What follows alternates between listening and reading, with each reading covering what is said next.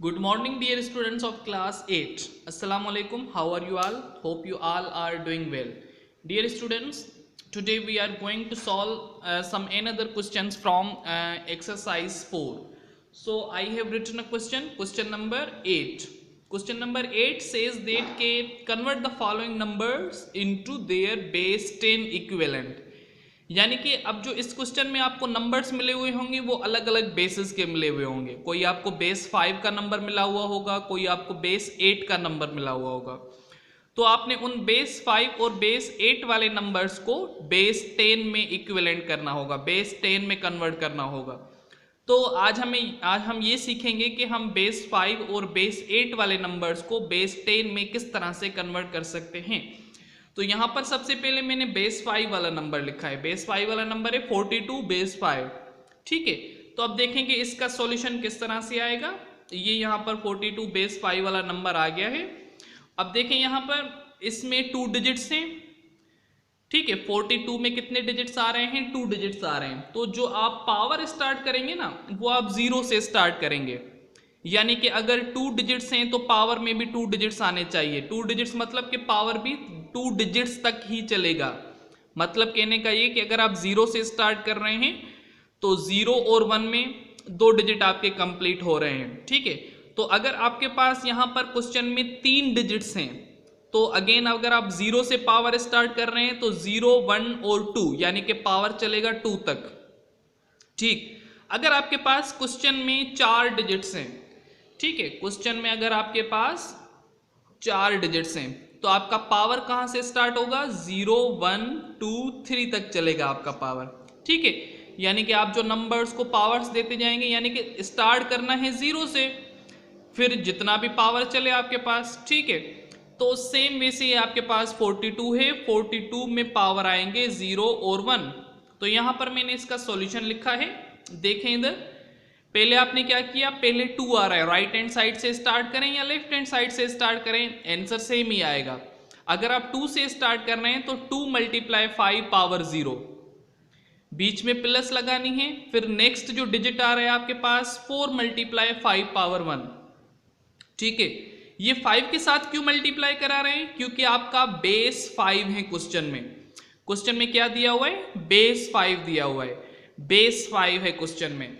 जब आपके पास बेस 5 हैं तो आप डिजिट्स को 5 के साथ मल्टीप्लाई कराएंगे। सेम वे से अगर आपके पास बेस 8 होगा, जब आपके पास बेस 8 होगा तो आप डिजिट्स को 8 के साथ मल्टीप्लाई करा के फिर उस 8 पर भी उतना पावर देंगे जो जितने डिजिट्स स्टार्ट से होंगे। ठीक है, तो अब देखें यहां पर 5 के ऊपर पावर 1 है तो मतलब ये 5 ही आएगा। 5 4 आपके पास 20 और 5 के ऊपर पावर 0 है। तो ये एक रूल होता है कि any number raised power 0 is equals to 1।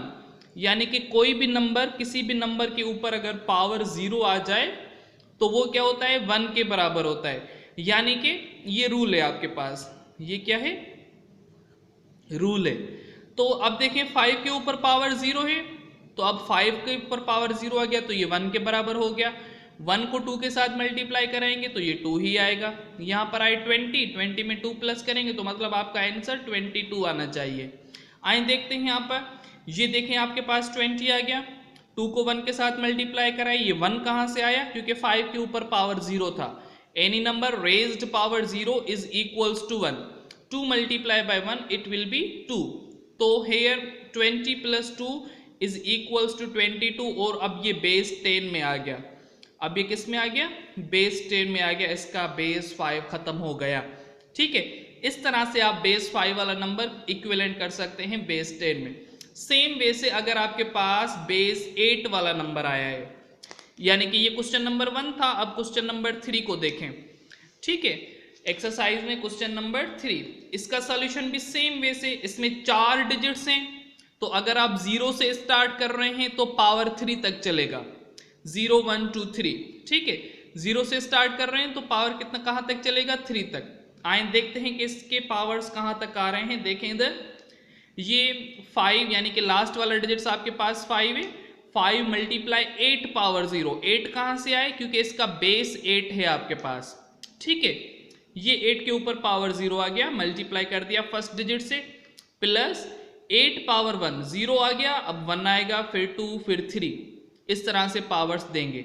ठीक है, ये 1 कहाँ से आया, ये 1 आपने यहाँ से उठाया, सेकंड नंबर, मल्टीप्लाई 8 पावर 1, फिर अगेन 8 पावर 2 आ गया, 4 कहाँ से आया, 4 आपने थर्ड डिजिट उठाया, यानी कि 4 मल्टीप्लाई 8 पावर 2, अगेन आपके पास ये लास्ट वाला डिजिट है 7, 7 मल्टीप्लाई 8 पावर 3। ठीक है, इनके पावर सॉल्व करके मल्टीप्लाई करके प्लस करेंगे तो आपके पास आंसर आ जाएगा। ठीक है, 8 पावर 3 का आंसर आता है 512, 8 पावर 2 का आंसर आता है 64, 8 पावर 1 का तो 8 ही आएगा, 1 के साथ मल्टीप्लाई करेंगे फिर भी 8 ही आएगा। और यहाँ पर देखें अगेन सेम रूल, 8 के ऊपर पावर 0 है तो ये 1 के बराबर आ जाएगा 8, और 5 को फिर 1 के साथ मल्टीप्लाई करेंगे। ठीक है, अगेन ये किस तरह से हो रहा है, 512 को 7 के साथ मल्टीप्लाई करें तो 3584 आंसर आ रहा है, यानी कि 3584। 64 को 4 के साथ मल्टीप्लाई कर रहे हैं तो 256 आ रहा है, ये 8 सेम, ये 5 1 जार 5 सेम, सारे नंबर्स को प्लस करके जो आंसर आ रहा है आपके पास 3853 आ रहा है। ठीक है, सेम वे से बहुत आसान से क्वेश्चन है ये, बेस 5 वाले और बेस 8 वाले। सेम वे से अब आपने ये क्वेश्चन नंबर जो आपके पास 8 हैं ये आपने कंप्लीट सॉल्व करना है। इसमें क्वेश्चन बेस 8 वाले भी हैं और बेस 5 वाले भी क्वेश्चंस आ रहे हैं। ठीक है, होप कि ये क्वेश्चन आपको समझ में आ गया होगा, फिर भी अगर कोई कंफ्यूजन है तो आप मैसेज करके पूछ सकते हैं, आपको रिप्लाई मिलेगा। ठीक है बेटा, तो आज का लेक्चर यहीं पे वाइंड अप करते हैं। Thank you so much, take care, अल्लाह हाफिज।